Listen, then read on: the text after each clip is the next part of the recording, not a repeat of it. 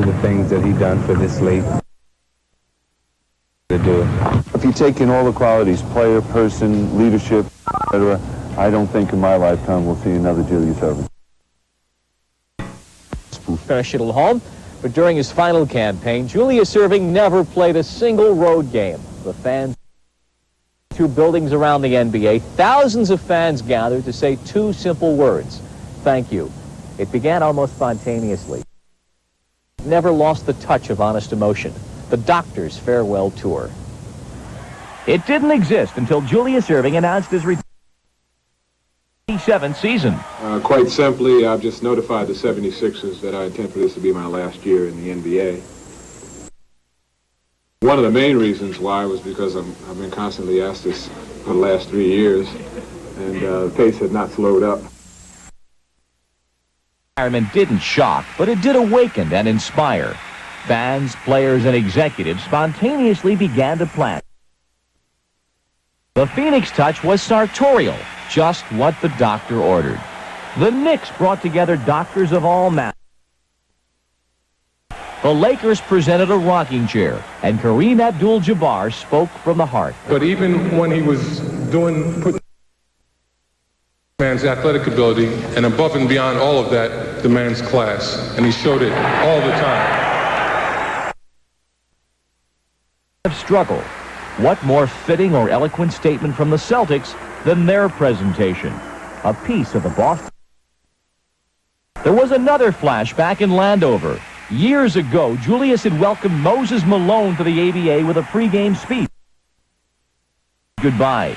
And the only way we could win the championship because of Doc, because he was a great family to the team. He kept everybody together, and we love his family. It's a great privilege to see Doc. It's always going to be number one man in the ABA and the NBA because Doc was the man. All right. In each town, through presentations, speeches, and tributes, Julius Erving found the right words with his unerring feel for the moment, until Dr. J went to New Jersey, where his old club, the Nets, had prepared their... Oh, as I set up. I mean, people came out of the woodworks. To those nostalgic, pioneering ABA seasons, the Nets brought out faces and names, teachers and teammates. You know, Fritz coming out with the tuxedo on, big smile on his face, and it being such a genuine experience. Skip the beat. And I was just standing there, and then I looked up when they were black curtain over it. They started unveiling a piece at a time. And, you know, I just caught what was happening. I gave me the plaque and the big hug.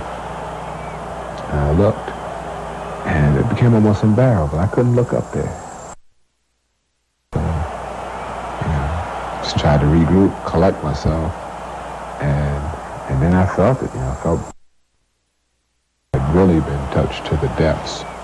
1987 in Brendan Byrne Arena, you know, the tears came, and I can't remember ever in my life that touched me so much emotionally that I couldn't play.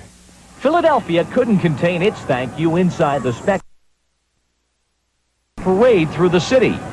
The retirement that captivated a nation was nearly at hand. I very much wanted my career. I wanted to leave on my own terms while I could still play basketball, knowing that although I had in the NBA,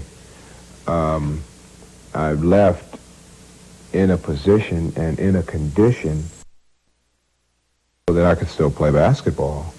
And I just don't want to play anymore. I want to take on some other things. But first, the playoffs. Philly extended Milwaukee to a decisive.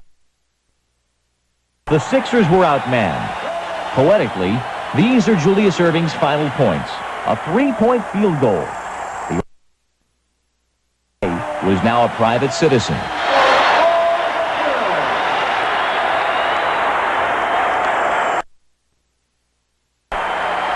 I told him in the locker room after the game that thanks for the total education of life and of basketball, and most of all, thanks for the memory.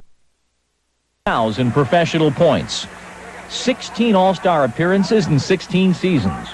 Gravity defied. You had to watch because anything could and would happen. Julius Erving left behind more than highlights. He taught those who walk on air.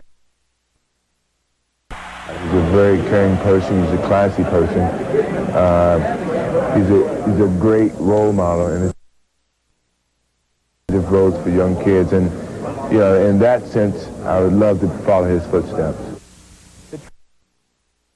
Set the stage, and then the curtain came down fittingly with a 3-point field goal. And the legend Dr. J had retired. The man Julius Erving had the rest of his life in front of him. We'll spend some time with Julius. In the course